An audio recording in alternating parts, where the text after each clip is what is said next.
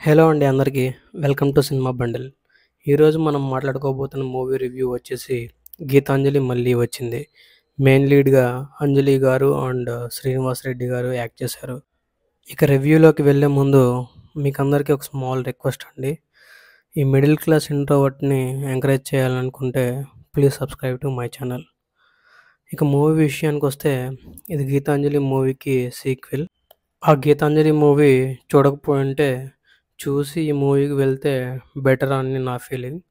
అంటే ఈ movie story మొత్తం ఆ 'గీతాంజలి' మూవీని బేస్ చేసుకొని ఉంటుంది.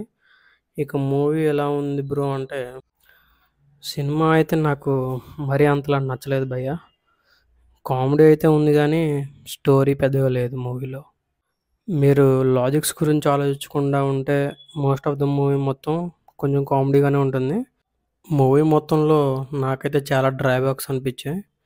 వాటన్నిటి గురించి లాస్ట్‌లో మెన్షన్ చేస్తా. ఇక స్టోరీ విషయానికొస్తే routine revenge story with horror comedy. First పార్ట్‌లో విలన్‌గా చేసిన రావు రమేష్ కొడుకు వాళ్ళ నాన్నని చంపిన వాళ్ళని చంపడానికి ఎలాంటి ప్లాన్స్ వేస్తాడు, ఆ ప్లాన్స్‌లో మన గీతాంజలి అండ్ టీమ్ ఎలా ఇన్వాల్వ్ అయ్యారు అనే దాని గురించి ఉంటుంది. ఇక పర్ఫార్మెన్సెస్ విషయానికొస్తే నాకు ఈ మూవీలో అందరికన్నా బాగా సత్య గారి కామెడీ బాగా నచ్చింది. అలాగే ఆలీ గారి కామెడీ కూడా బాగుంది. బట్ అంజలి గారు కూడా తనకిచ్చిన రోల్‌ని బాగానే యాక్ట్ చేశారు. బట్ ప్రీవియస్ గీతాంజలితో కంపేర్ చేస్తే ఆమె రోల్ చాలా తక్కువగా ఉంది. అలాగే శ్రీనివాస్ రెడ్డి గారు అండ్ సునీల్ గారు కూడా బాగానే పెర్ఫార్మ్ చేశారు. వీళ్ళు కాకుండా మిగతా వాళ్ళందరి పెర్ఫార్మెన్సెస్ అన్నీ ఓకేష్‌గా ఉన్నాయి. ఈ మూవీలో సత్య గారు అండ్ ఆలీ గారు లేకపోయుంటే మూవీ అవుట్‌పుట్ ఇంకా వరస్ట్‌గా ఉండేదేమో అని నా పర్సనల్ ఫీలింగ్. సాంగ్స్ అయితే ఓకే. బట్ హారర్ మూవీస్‌కి one of the key aspect అయితే బీజీఎం. అసలు ఈ మూవీలో అసలు కామెడీ తప్ప హారర్ ఏమీ లేదు.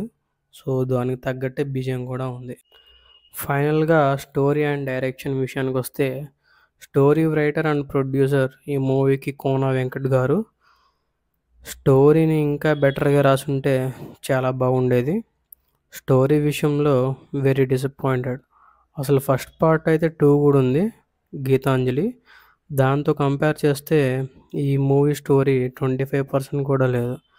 ఇక డైరెక్టర్ శివ తుర్లపాటి.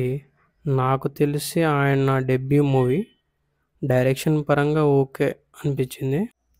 ఇక డ్రాబ్యాక్స్ విషయానికొస్తే మూవీలో చాలా చోట్ల కనెక్షన్స్ ఉండవు. ఫస్ట్ వన్ వచ్చేసి మూవీ స్టార్టింగ్‌లోనే ఒక ఆత్మ ఒక ఆఫీస్‌లో ఉంటుంది అని చూపిస్తారు. కానీ అది అక్కడికి ఎలా వచ్చింది అనేది సరిగ్గా చూపించరు. సెకండ్ వన్ వచ్చేసి ఒక బొమ్మ ఉంటుంది. ఆ బొమ్మని ఎంత విసిరేసినా మళ్ళీ అది తన ఓనర్ దగ్గరికే వస్తుంది. బట్ అది మళ్ళీ వేరే ప్లేసెస్‌కి వెళ్ళాలంటే వెళ్ళలేదు. ఇక్కడ కూడా లాజిక్‌గా అనిపించలేదు.